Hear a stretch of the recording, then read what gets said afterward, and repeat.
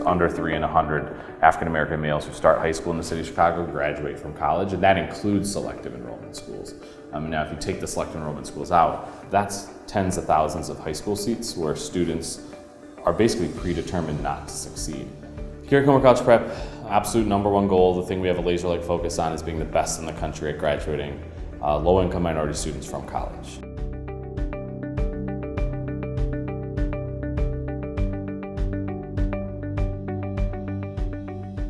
So Travell came to my office, I remember, as an 8th grader. He had just failed 8th grade, so he was enrolled in 8th grade summer school, and I sat across from him and his mom and just talked about, how challenging it was going to be, all theoretical, the school didn't exist yet, how challenging it was going to be, just what the expectations were going to be,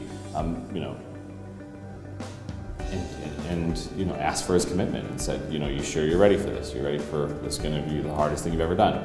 And he stood up at that time, about 5'7", 5'8", and shook my hand and said, yes, I'm ready.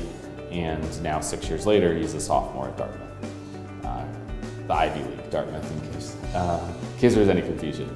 And now he's 6'3", plays football, but he didn't go to Dartmouth for football, met the coaches after he'd already gotten in. He went there for physics. When it came around time to apply to schools, I was like, okay, these schools I want to go to, I got the GPA, I got the grades, I got the activities, I think I can get in one of these schools, and I just tried to get into, I think, about 4 of them, and I got Dartmouth, so I was happy with that.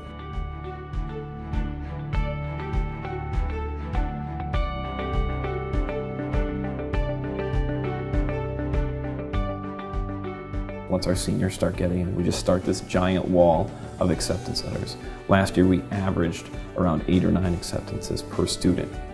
This year, with a few more colleges added, we hope to get that to double-digit acceptances. So much about poverty is just a limit of options, and our kids to have all these options at their fingertips, that's the opposite of poverty. Choice is the opposite of poverty, and that's what Gary Comer gives our kids when they graduate. Every time that we met as a whole group, James began the meeting with a reading aloud of our vision. As a leader, he's tremendous at getting people on board for his vision, right from the get-go.